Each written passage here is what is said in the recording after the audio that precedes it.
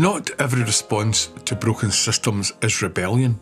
Some are quieter, more surgical. Instead of throwing structure out, a few writers asked a different question. What is this story actually trying to say? And what must it cost the character to say it honestly?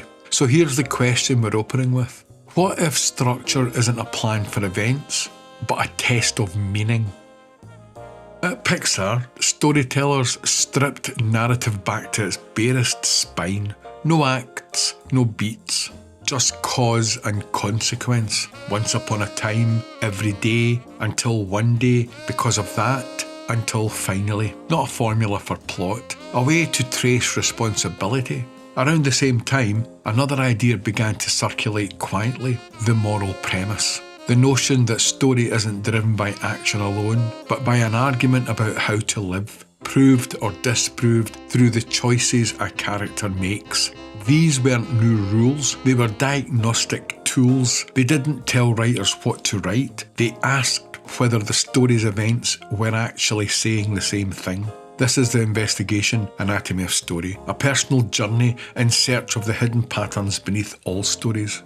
And in this case file, I'm going to look at why these two models feel different from everything that came before. They restore agency without promising safety. They don't protect writers from failure. They clarify what failure would mean. Every system I've examined so far played by the rules, even when it pretended not to. But every crime scene has outliers, the ones who don't fit the pattern. They don't follow the grid, don't answer to the old maps. That's where Pixar and Stan Williams come in. Not revolutionaries waving flags, rebels who ignored the rules and built tools instead before the awards, before the billion-dollar sermons. Pixar was a cluster of misfits working in a quiet stretch of Emeryville, animators more interested in emotion than spectacle. They weren't sculpting perfect heroes, they were building emotional contraptions, stories with beating hearts and bruised ribs. They weren't chasing formulas, they were chasing feelings. And the only map they trusted was one simple enough to fit on the back of a napkin: the story spine. John Lasseter chased feelings like a bloodhound.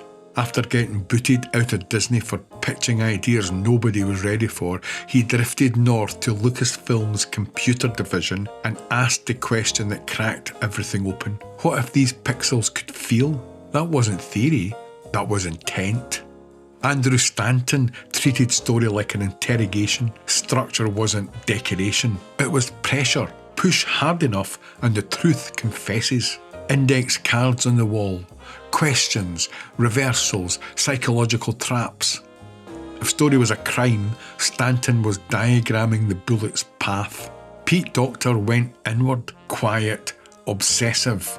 He wandered halls murmuring dialogue, stepping out of elevators with tears in his eyes because he'd finally figured out why a character was afraid. That's not eccentricity, that's evidence.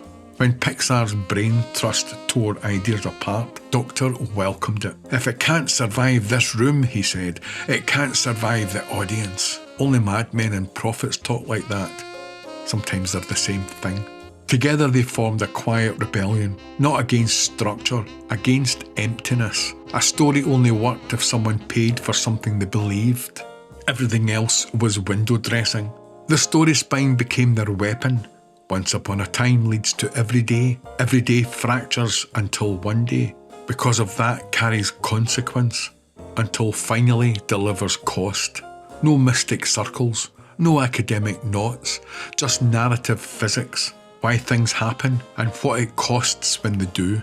But the case doesn't end in Emeryville, because every good investigation has an outside consultant, someone who wasn't at the scene but understands the damage.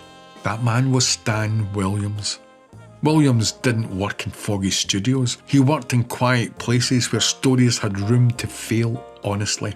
He treated narrative like a forensic analyst treats a body. He didn't ask what happens, he asked what failed. Williams believed every story runs on a moral engine. If that engine misfires, the audience feels it. If it's tuned right, the story holds. He called it the moral premise, the tension between virtue and vice that drives a character upwards or drags them down. He'd walk writers through broken scripts like a detective through a crime scene. Here's where the character lied to himself. Here's where his values cracked. Here's where the action contradicts the belief. That's why the story collapses. Writers complained of being stuck. Williams would smile. "You're not stuck," he'd say. "Your character's world view is." And he was right. While Pixar sharpened emotional truth through structure, Williams tightened the screws from the inside. Belief aligned with action, choice aligned with consequence. He wasn't loud, he wasn't fashionable, but he told you why the building was still standing.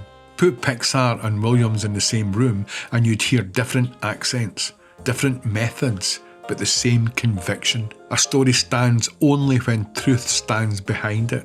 Pixar dressed that truth in emotion. Williams dressed it in ethics. Two roads, same intersection. One structural, one philosophical, both capable of taking a punch and staying upright.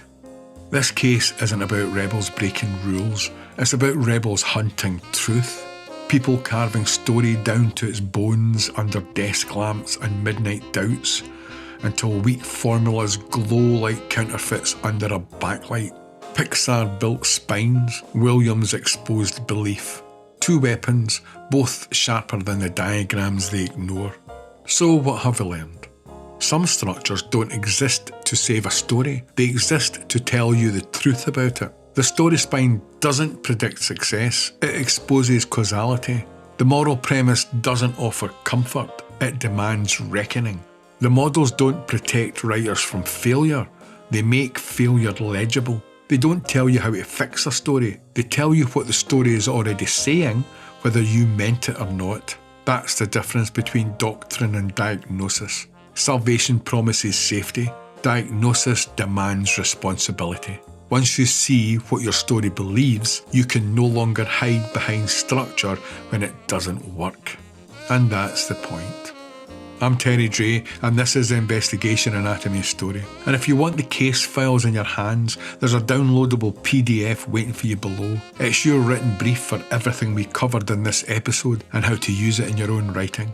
Take it with you, mark it up, pin it to your wall, whatever helps you crack the next scene.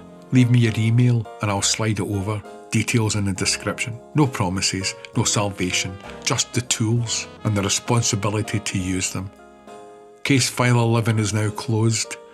Till the next one opens, be seeing you.